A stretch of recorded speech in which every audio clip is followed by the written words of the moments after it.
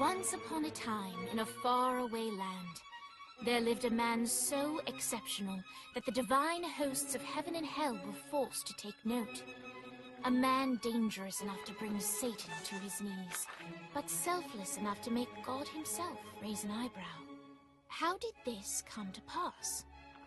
Well, it all began at a very special birthday party for a very special young lady. Surprise! What is all this? It's your birthday, Kinsey. So? You've never been to a birthday party? No. Well, like not even growing up? I went to the School of the Americas since kindergarten. We didn't really do birthday parties. But you celebrated Christmas? I don't have to explain myself to you. Oh, Kinsey, this is going to be so much fun. Xinjai made a cake, Jane Austen is here, we'll play some games. What sort of games?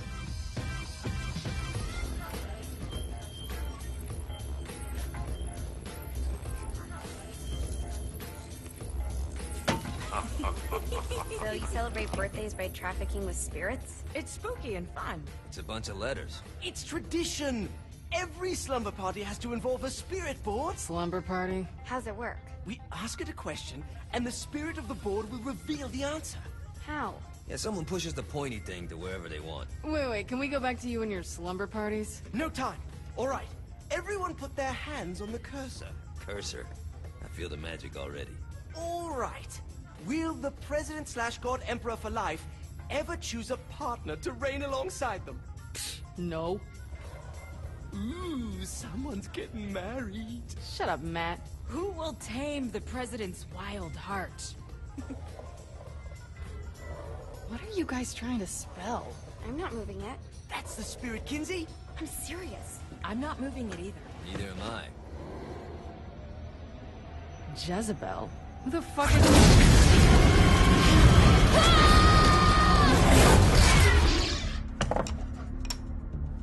Is that not normal? Where'd you get the board? I was going through Zinyax's artifact collection and found it there. Who did it belong to? Alistair Crowley? Christ. Guys? I think it's laughing at us. Fuck this. I think you're a smart enough piece of wood to see where this is going. Now, you ready to cooperate? That's more like it. You think we can trust it? It's not like we got a lot of options. So what's the plan? We mount up and go in after the boss? No, I do. No sense in what's left of humanity walking right into a death trap. Someone's gotta live to tell the story. That's a stupid plan, Johnny. I'm leaving you in charge. Hell of a plan, Johnny. Are you serious? I'm coming too. Are you kidding me? How do you plan to come back? I try not to sweat the details. You need someone with you that does. No. It's my birthday. Fine. Alright then. You know where my friend is?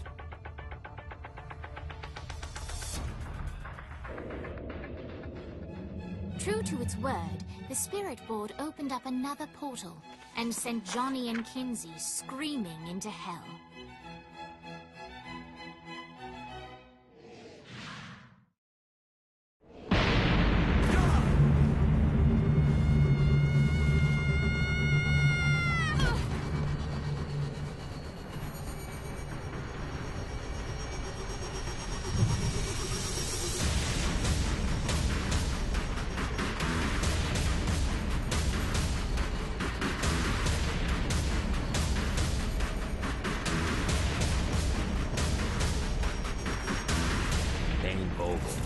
Ultor's behind this, I know it. Ultor and the Saints haven't been enemies in years. You really think he's responsible? You don't know him like I do. The boss put him through a window for a reason. The reason was the boss was kind of fucking crazy back then. That's a fair point.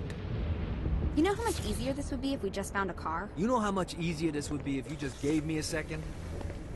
Alright. Now how are we gonna find the Ultor building? Biggest building down here, giant Ultor sign on it. I don't think this is a problem. I'll buy that.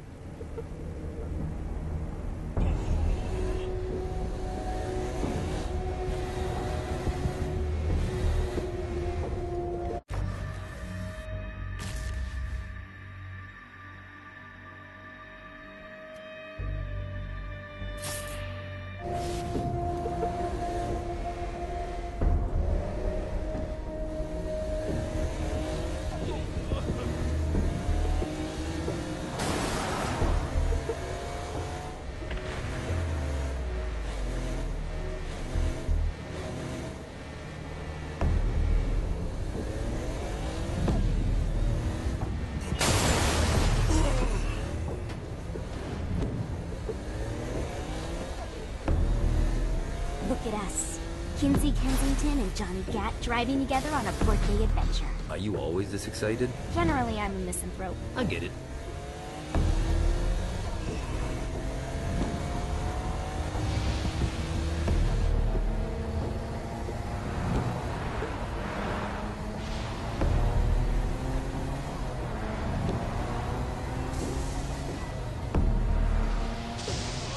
So this is hell. Not as bad as I thought. It kind of reminds me of Steelport.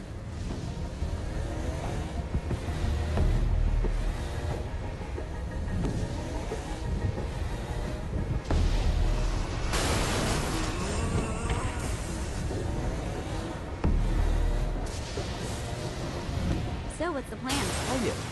I'm gonna shoot him in the face unless he gives us the boss back. What if Dane doesn't have the boss? I'll probably still shoot him in the face.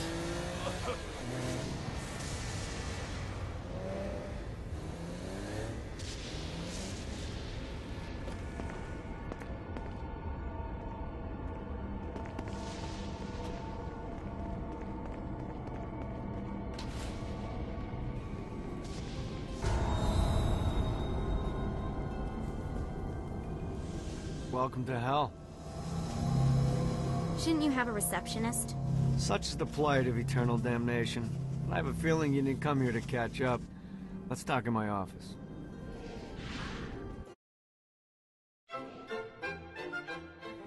Not even death could stop the enterprising Vogel, who wasted no time in setting up an Ultor branch in the bowels of hell. Dane was eager to fill Johnny in on the ever-shifting politics of land rights in the underworld. But real estate mattered little to Johnny, who only cared where his friend was. Where'd you put the president? I've been trying to explain that. I didn't take them. Bullshit. You expect me to believe you just happened to be the first thing we see in hell? Maybe it's just me, but your thank you sounds more like an accusation. That's probably because he plans to kill you. Okay. I get the trust issues. Can I show you something? The pieces all came together. The president had caused more chaos and destruction than any other in human history. It was only natural that Satan would want them to marry his daughter. They needed a plan, and Johnny had one. I'm gonna shoot the devil in the face. I think you might be skipping some details. No, I said in the face. I like the commitment, but you gotta find a way to get close enough to him in the first place. When's the wedding? I'll just show up And then you'll shoot him in the face. Sorry, but it's a little more complicated than that. These things are tied to the soul. You won't be able to enter without one. So how do we get one? You get his attention. I know some places that are of particular value to the father of the bride. You hit those, you'll get your shot. Wait, why would Satan give out an invitation for destroying his stuff? Oh, he won't, but it should piss him off enough to get him to attack Johnny personally. Either the devil kills Gat and Ultor gets the construction contracts to rebuild what was destroyed, or Johnny kills Satan and I'll have to pay less taxes. It's pretty win-win. That's why you're helping us? To make more money in hell? Hell's what you make of it, sweetie. Works for me. What you got?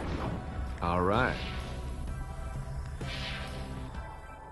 Satan had entrusted the day-to-day running of hell to 5 archdukes, and Dane knew how to find them all. But beyond that, not everyone in hell was content to go along with Satan's status quo. There were others who shared Dane's ambition for power, and the Ultor mogul knew that the key to unseating Satan lay in gaining their aid. But before Johnny set out to wage war against the Prince of Darkness, Dane had one final gift. An artifact that he had spent fortunes on. Lucifer's cracked halo. This holy relic granted Johnny the majestic wings of the Morning Star. However, he still needed help in learning how to use them.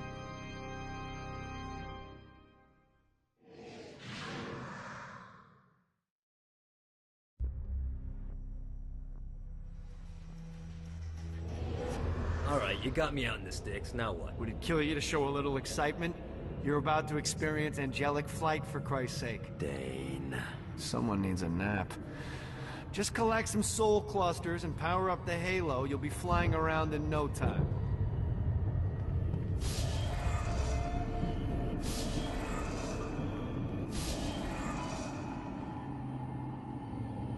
Great. Now you should have just enough clusters to power up your halo.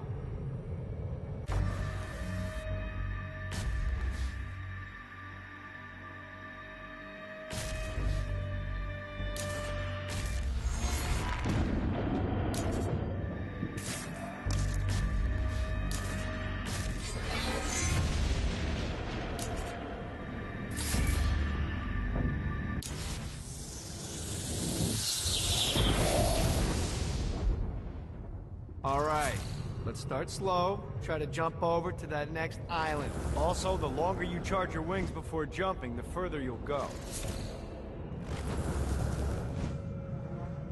Hey, you didn't fuck it up. Good job. Now get up that cliff. Don't worry, if something looks too high, just keep on jumping off the wall. Now it's time to fly. You heard of crawling before walking? Well, in this case, you need to jump before you can fly.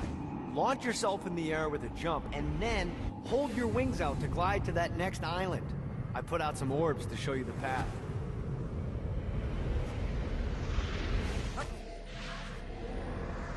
Try again. Here's a tip. You don't need to get a running start to fly. Just jump, then hold your wings out to glide. Let the wings do the work. You'll have to dive to reach the next island. Do that by pointing your head down. Don't worry, the rest of your body will follow.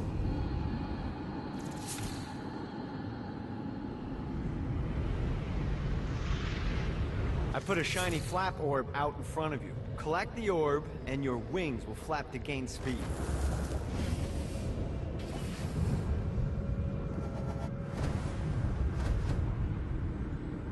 Alright, now try flapping those wings on your own. Do a flap on your way to the next island.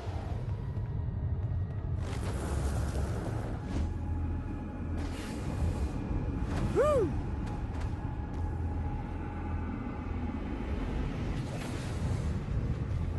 Damn it. This is bad timing.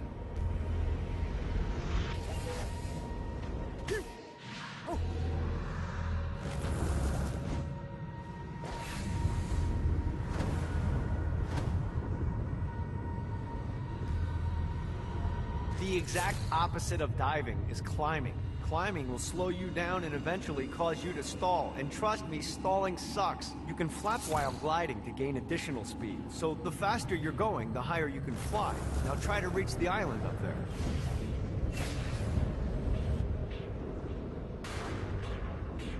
Yeah!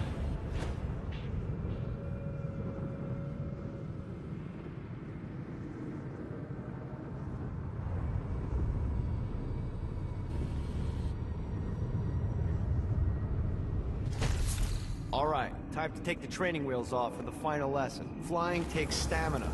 If you run out in midair, you are going to drop like a rock. A stupid, stamina-less rock.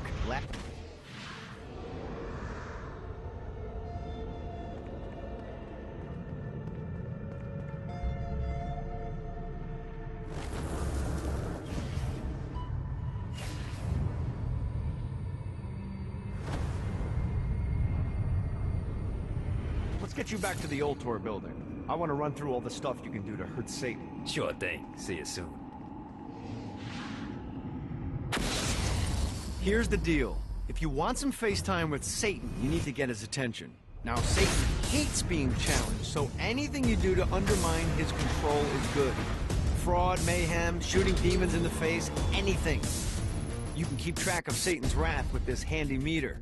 Get it high enough and you'll be having drinks with Big Red in no time.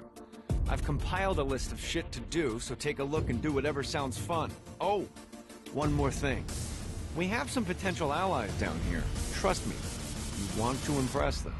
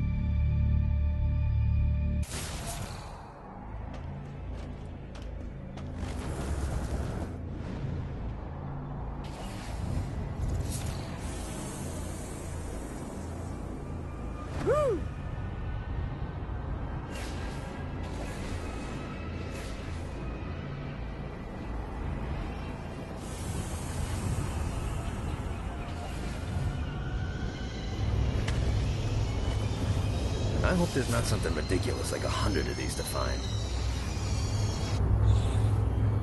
Got it.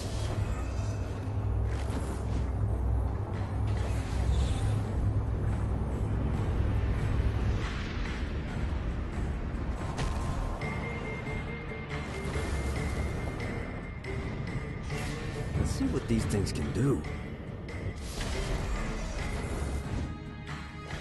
Need the rest of wings.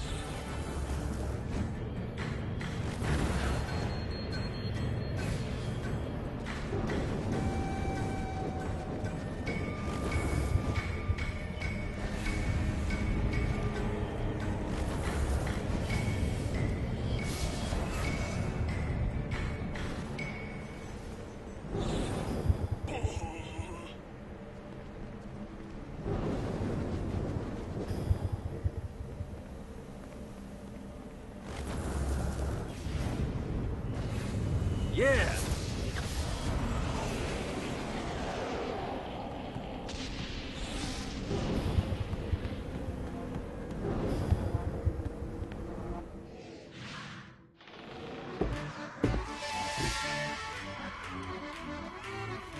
Abandoned ship! We've been boarded!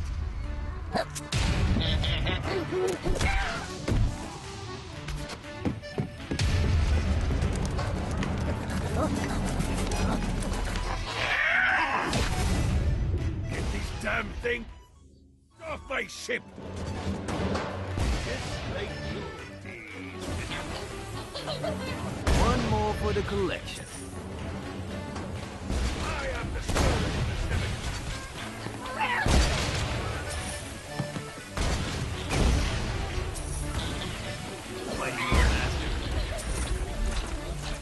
A toast to you, good sir. Just like the old days.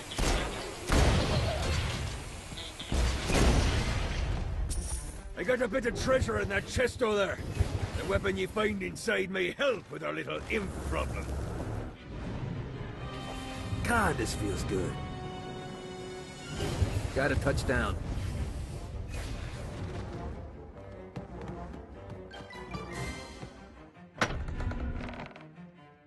Ooh.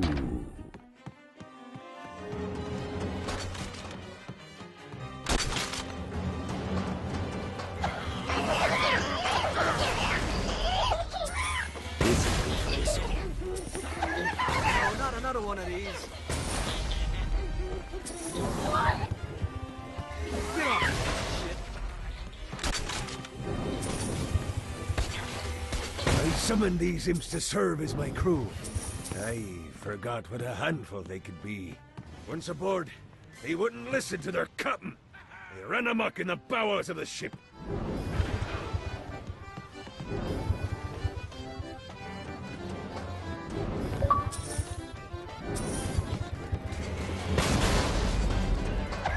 Not another one of these.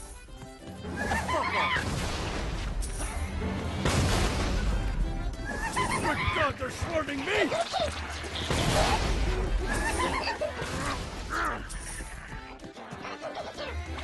It's okay to drop the pirate voice. What pirate voice would that be? Wow.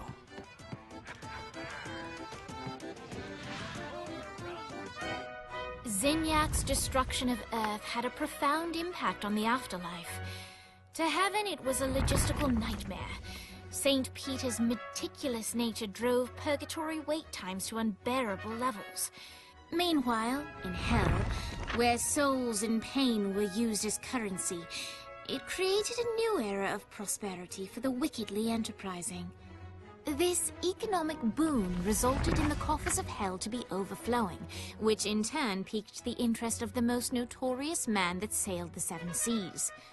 Long had Blackbeard been a thorn in Satan's side, robbing tax collectors on a semi-regular basis. But the promise of an immeasurable fortune drove him to be even bolder. An arrangement was reached. Blackbeard would provide information on strategic targets in exchange for a share of the profit. Johnny, who was interested in murder, not money, happily agreed.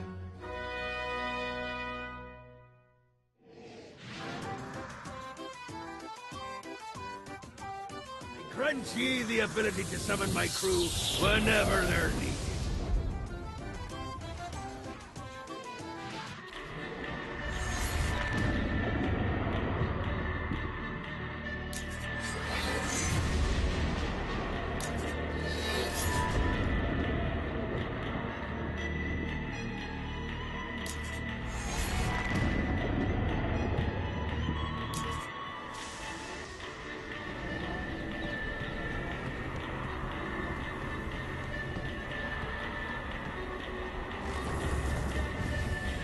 I raided a Centerpol office and found information on where the President is being kept.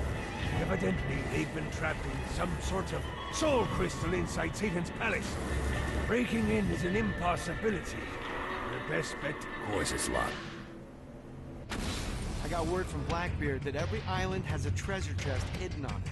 What's in the chest? I don't know. I'm not a fucking pirate. What I do know is that if you want to get that thing open, you have to find 3 corresponding glyphs. Look on the bright side. Nothing's trying to kill you.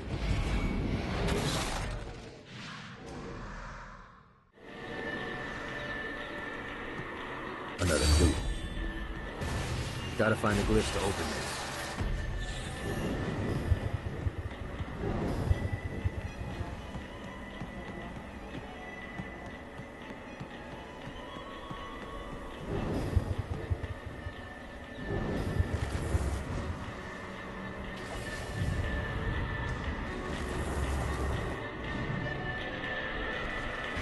Blackbeard kinda sucks at hiding these things.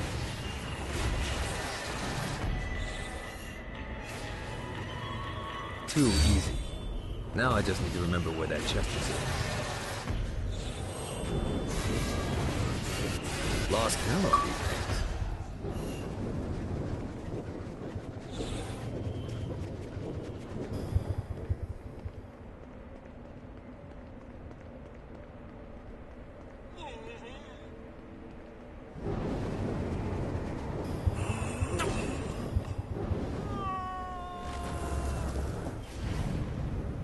This is bad timing.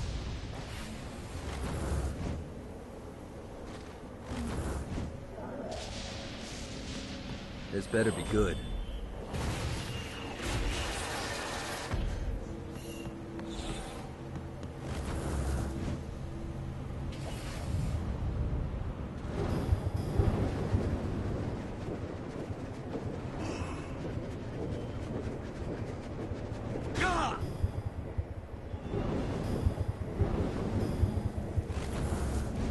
Now that's a pretty impressive chunk of stone.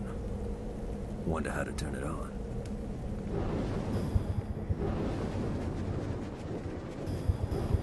Not my fault you made poor life choices.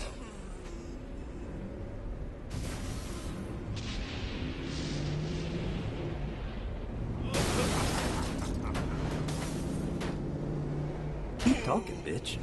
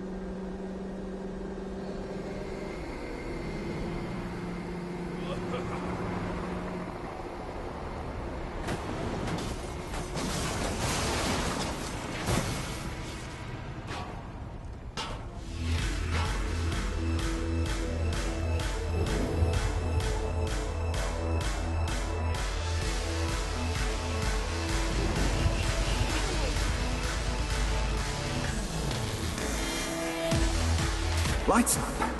William Shakespeare, humanity's greatest playwright, and hell's most diabolical purveyor of entertainment, looks on as a brave mortal on an Orphean quest enters. The bard's interest is piqued, and he looks to test his visitor's mettle.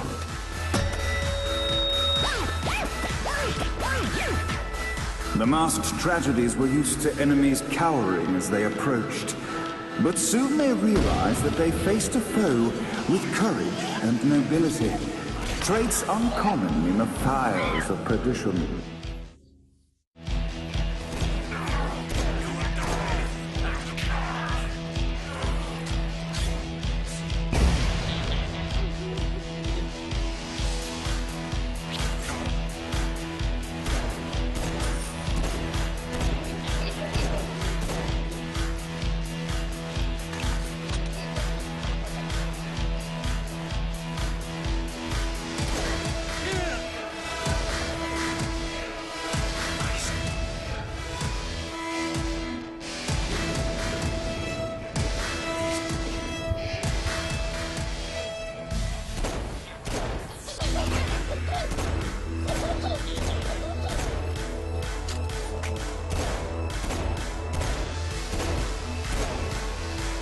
The inciting incident resolved. The time had come for rising action.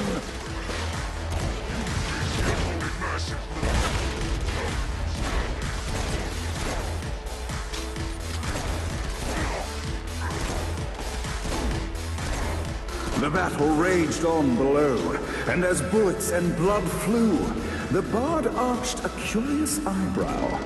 Could this mortal be the exact thing that Shakespeare needed?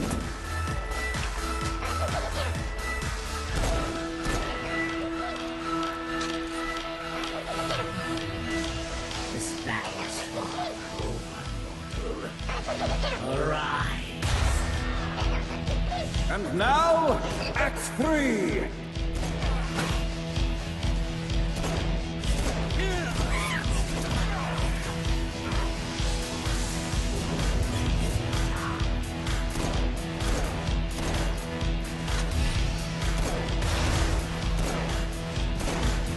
Got him up.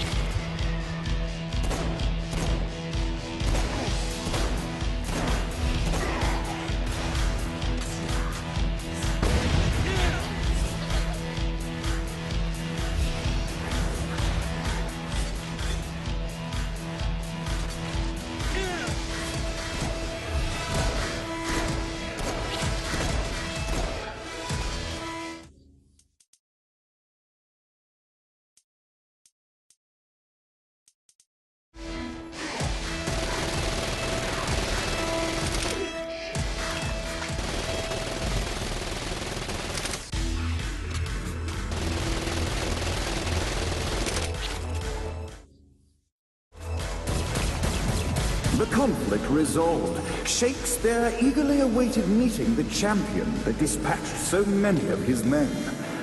Undoubtedly, they were here for the Bard's aid. And while happy endings were not a thing found in hell, Shakespeare always had a soft spot for comedies. In the land of the living, William Shakespeare is regarded as one of the most prolific playwrights of all time. However, to the denizens of hell, the Bard is seen in a far different light. After selling his soul for fame and adoration, Shakespeare served in hell as Satan's spy master general. In doing his duty, Shakespeare would punish the souls he was investigating by forcing them to perform in grotesque passion plays for Satan's amusement. But in a Twelfth Night-esque twist, Shakespeare found himself living a double life. While he projected an image of cruelty, his heart was as soft as Jezebel's. In secret, he would tutor her on the classics and act out the works of his mortal days. When Satan found out, he cast Shakespeare out of the palace, believing that the poet would be tormented by the populace of hell, far out of Jezebel's sight. But Satan had not counted on the Bard's cunning. Embracing his persona of master torturer, Shakespeare and his followers, the tragedies, took root in the entertainment district, biding their time for revenge. And so, Shakespeare called forth the Deus Ex Machina to bestow our protagonist with the arcane power of Force Stomp.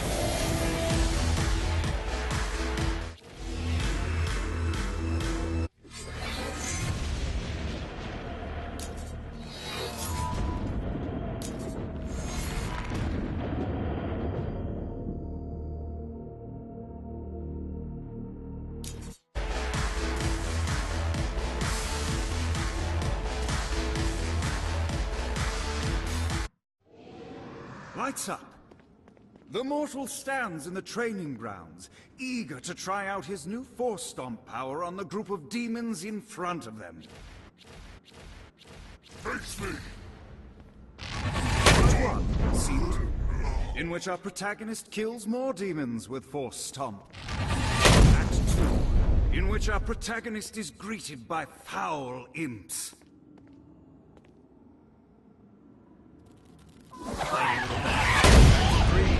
In which our protagonist learns that Force Stomp even works on flying enemies, enabling them to remove a Dark Inciter's shield before shooting them to death with bullets. The day is won, and the curtain closes on our noble hero.